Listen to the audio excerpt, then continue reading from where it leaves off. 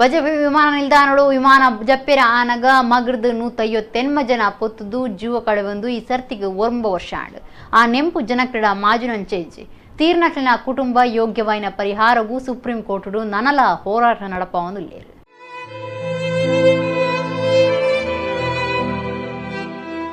ಇಡೀ ಲೋಕ ಸುದ್ದಿ ಕೇಳಿದೆ ಒರ ಅಲ್ಕದ ಬರುನಂಚಿನ ಸಂಗತಿ. ಬಜಪೆ ವಿಮಾನ ಉಂತುನ ಜಾಗದ ಕೈತಲ್ಲಿ ನಡೆತದ್ದು 1 ವರ್ಷ ಆಂಡ್ ದುಬೈಡ್ ಕ್ಯಾಪ್ಟನ್ ಜೊತೆ ಪೈಲಟ್ ಸೇರಿನಂಚ 8 ಜನ ಬೇರೆದಕ್ಲು 150 ಜನ ಸಂಚಾರೊಡಿತ್ತಿನ ಕನತಿನ ಏರ್ ಇಂಡಿಯಾ ವಿಮಾನ 2010 ಮೇ 22 ಕಾಂಡೆ ಆಜ್ 30 ಬಜಪೆ ಕೈತಲ್ದ ಕೆಂಜರ್ ರನ್ವೇಡ್ ಗುದ್ದುದು ಮಗ್ರದು ಪೊತ್ತು ನೆಟ್ಟು 150 ಜನ ಜೀವ ಕಳೆವೊಂದು 8 ಜನ ಮಾತ್ರ ಬದುಕುವರಿದಿತ್ತೀರು.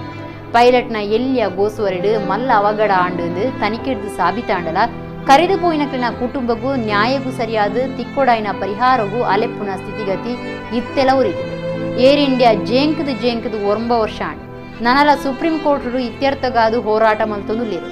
ಹೋರಾಟ ಮಲ್ತದು ಹೆಚ್ಚಿನ ಕ್ಲಿನ ಕುಟುಂಬ ಪರಿಹಾರದೇ ತಂದು ಪೊಂಜೋಬಕ ಜೋಕ್ಲಿನ ಕಳೆವನ್ನ ಕ್ಲಿನ ಕುಟುಂಬಗೂ ನನಲ ನ್ಯಾಯ ತಿಕ್ಕದಿತ್ತು.